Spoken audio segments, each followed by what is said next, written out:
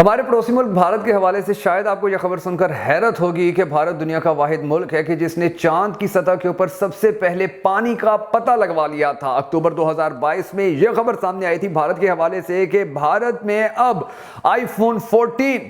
جو بننے جا رہے ہیں، ان کے بعد پوری دنیا کے اندر جو آئی فون 14 ہے وہ میڈ ان چائنا کے بجائے میڈ ان انڈیا ہوگا۔ بھارت اس وقت دنیا کی 5 سب سے بڑی معیشتوں کے اندر شمار کیا جاتا ہے۔ بھارت کے لیے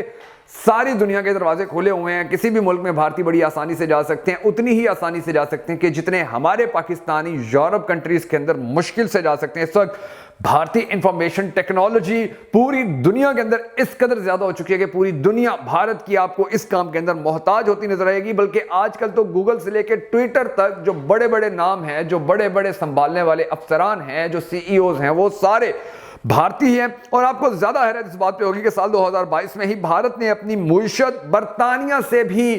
بڑی کر لی تھی۔ بھارت نے اس وقت دعویٰ کیا تھا کہ ان کی معیشت برطانیہ سے بڑی ہو چکی ہے، اور مارچ 2022 کے آخر میں بھارتی معیشت 854.7 بلین ڈالر رکھتی تھی، جبکہ برطانوی معیشت 816 بلین ڈالر رکھتی تھی۔ 2022 میں بھارت نے اسی روس سے تیل اور گندم حاصل کر کے اپنی عوام کے اندر بانٹی، اپنی عوام کو فیسیلیٹیٹ کیا کہ جس روس سے پاکستان کو گندم لینے اور تیل لینے کے حوالے سے پابندیوں کا سامنا کرنا پڑا تھا، جس کے بعد پاکستان آج ڈوب رہا ہے اور بھارت آسمان پر جا رہا ہے۔ یہ بھارت کے حوالے سے پچھلے چند سال کے دوران کا جو ایک تجزیہ، جو ایک میں نے خلاصہ آپ کے سامنے پیش کیا ہے، اس کے بعد جو مدعا ہے، میں اب اس مدعے کے اوپر آؤں گا اور آپ کو بتاؤں گا کہ بھارت ان ساری ترقیوں کے باوجود خلا کے اندر یعنی کہ سپیس کے اندر کتنا آگے جا چکا ہے۔ میں نے آپ کو ویڈیو کے شروع کے اندر جو بتایا تھا کہ بھارت دنیا کا واحد ملک ہے کہ جس نے سب سے پہلے چاند کی سطح کے اوپر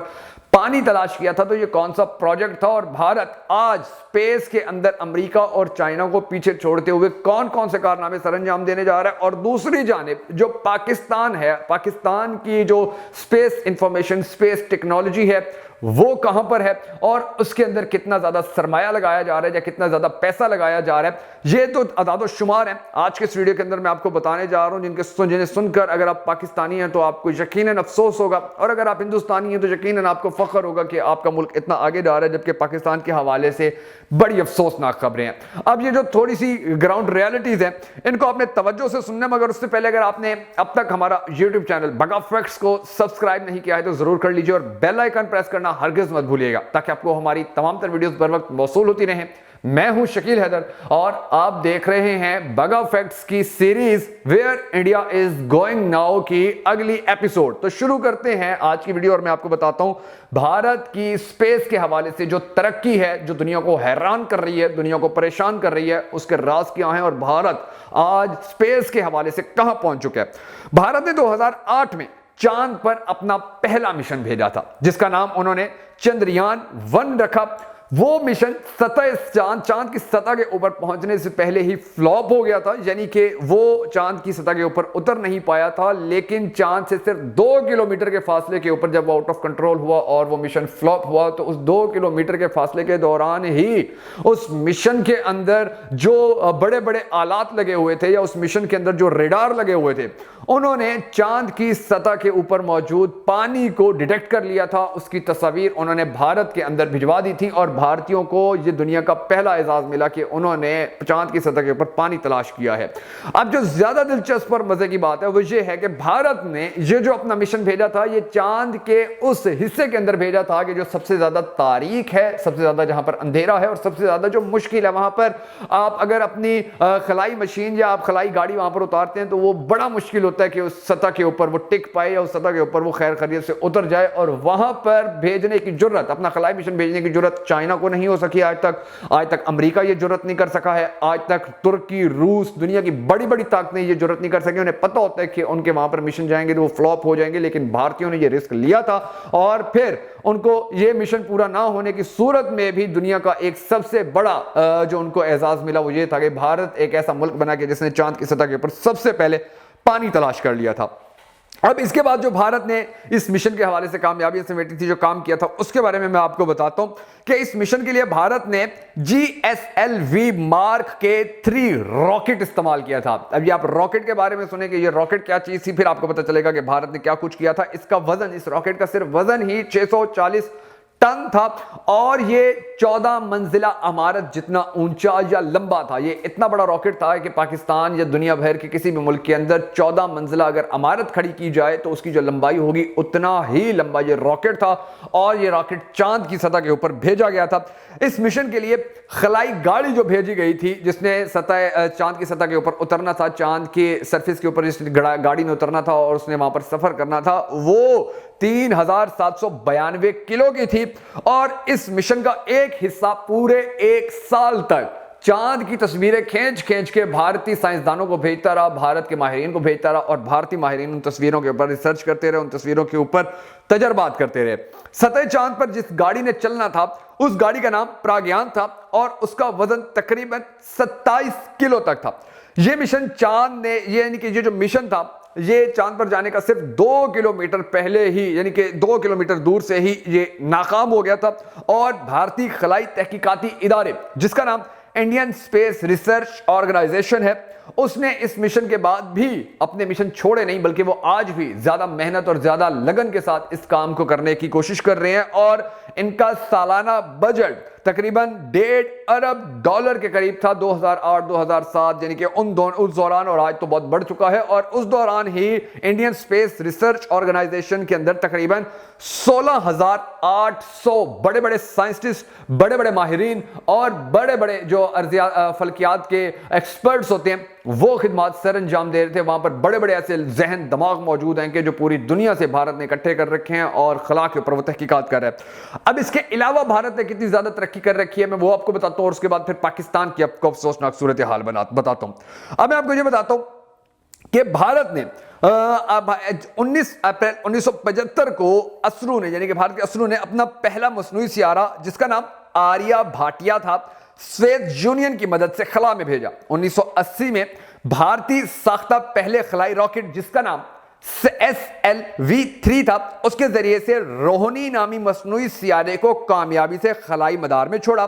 اس کے بعد بھارت نے مقامی طور پر یعنی کہ اپنے ہی ملک کے اندر 2 خلائی راکٹ ڈیولپ کیے, جن میں سے ایک جس کا نام PSLV تھا پولر مدار کے لیے, اور دوسرا جیو اسٹیشنری مدار تک مصنوعی سیارے پہنچانے کے لیے بنایا گیا تھا. ان کے ذریعے سے گگن اور IRNSS جیسے کئی مواصلاتی سیارے اور نیویگیشن سسٹم کامیابی سے خلاء میں پہنچائے گئے. اب بھارت کی مزید کامیابی آپ یہ دیکھیں گے, 22 اکتوبر 2008 کو بھارت کا پہلا خلائی مشن چندریان 1 چاند کے مدار میں بھیجا گیا, اور 5 نومبر 2015 کو مریخ کی طرف پہلا بھارتی خلائی مشن روانہ ہوا. اب مریخ کے حوالے سے انہوں نے کون سا کارنامہ سر انجام دیا تھا وہ ذرا سن لیں.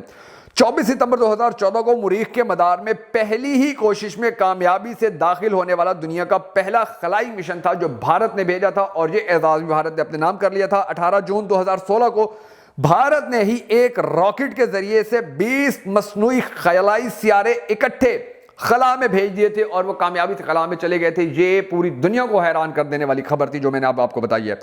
اس کے بعد بھارت کی مستقبل کے حوالے سے جو منصوبہ بندیاں ہیں ان کے اندر خلائی اسٹیشن کی تعمیر ہے, مصنوعی سیارے, چھوٹے انتہائی چھوٹا کم خرچ خلائی جہاز, انسان بردار خلائی مشن,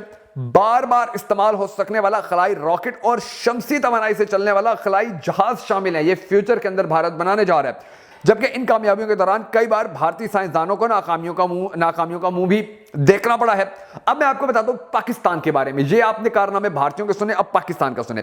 پاکستان کے خلائی تحقیقاتی ادارے سپارکو کا قیام بھارت سے 1 سال پہلے 1961 میں عمل میں لایا گیا تھا. ایک انگریزی جریدے کے مطابق انڈیا کے اسرو کے $1.5 ارب کے سالانہ بجٹ کے مقابلے میں سپارکو کا بجٹ محض $4 کروڑ اور $30 ہے. سپارکو کا پورا نام space and upper atmosphere research commission ہے, جو کہ افواج پاکستان کے اسٹریٹجک پلاننگ ڈویژن کا ایک حصہ مانا جاتا ہے. جبکہ شروع میں اس کا ہیڈ کوارٹر کراچی میں تھا جسے پاکستان ایئر فورس کے ماتحت کر دیا گیا, اور اب اس کا مرکز آرمی ڈسٹرکٹ چکلالہ میں ہے. اب میں آپ کو یہ بتاتا ہوں کہ ابتدائی برسوں کے دوران اس کی ترقی کی رفتار شاندار تھی. 1962 میں اس نے مقامی ساختہ پہلے سالٹ فیول کے حامل بغیر انسان بردار راکٹ رہبر کی کامیاب اڑان بھری, اور اس طرح پاکستان ایشیا کا 3واں اور دنیا کا 10واں ایسا ملک بن گیا جس نے خلائی راکٹ کا کامیاب تجربہ حاصل کیا. جبکہ اس وقت کے خلائی پروگرام میں پاکستانیوں کو امریکہ کی بھی تکنیکی معاونت میسر تھی.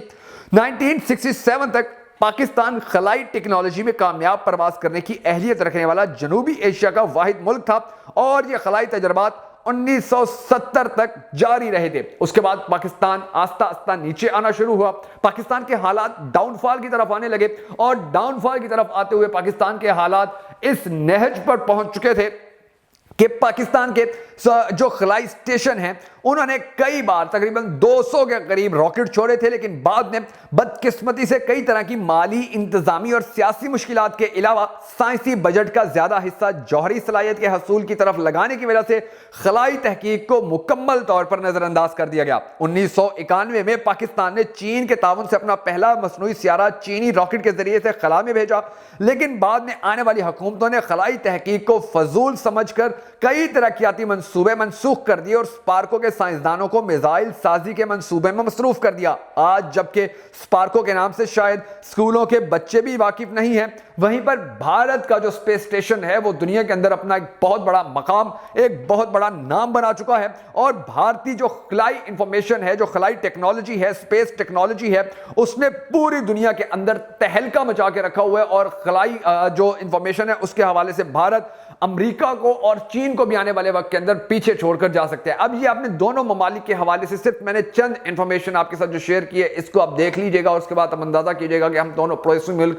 اس معاملے سے کہاں پر کھڑے ہیں۔ ہم دونوں پڑوسی ممالک ایک دوسرے سے جتنا مرضی لڑتے رہے، ایک دوسرے کے جتنا مرضی نیچے دکھانے کی کوشش کرتے رہے، مگر اس میں کوئی شک نہیں ہے کہ اس طرح کے بہت سارے جو انٹرنیشنل لیول کے بڑے بڑے پروجیکٹس ہیں، بڑی بڑی باتیں، بڑے بڑے کام ہیں، ان کے اندر بھارت بہت آگے ہے۔ اور اب ہم اپنی آنے والی مزید ویڈیوز کے اندر بھی آپ کو بھارت کے حوالے سے اسی طرح کی انفارمیشن دیں گے کہ جن کو سن کر آپ یہ سوچنے پر مجبور ہو جائیں گے کہ یار کب تک ہم نے دشمنیاں نبھانی ہیں، کب آخر ہم بھی بھارتیوں کی طرح اپنے ملک کو، اپنے ملک کے اداروں کو آگے لے کر جانے کے لیے کوشش کریں گے، اور کب ہم بھارت کے مقابلے کے اندر دنیا کی ایک بڑی طاقت بننے کے لیے کام شروع کریں گے۔ ہم سب کو دعا کرنی ہے کہ اللہ تبارک و تعالیٰ پاکستان، بھارت سمیت پوری دنیا کے اندر جتنے بھی انسان بس رہے ہیں ان سب کی حفاظت فرمائے اور انہیں تمام پریشانیوں سے ہمیشہ نجات دلوا کر رکھے۔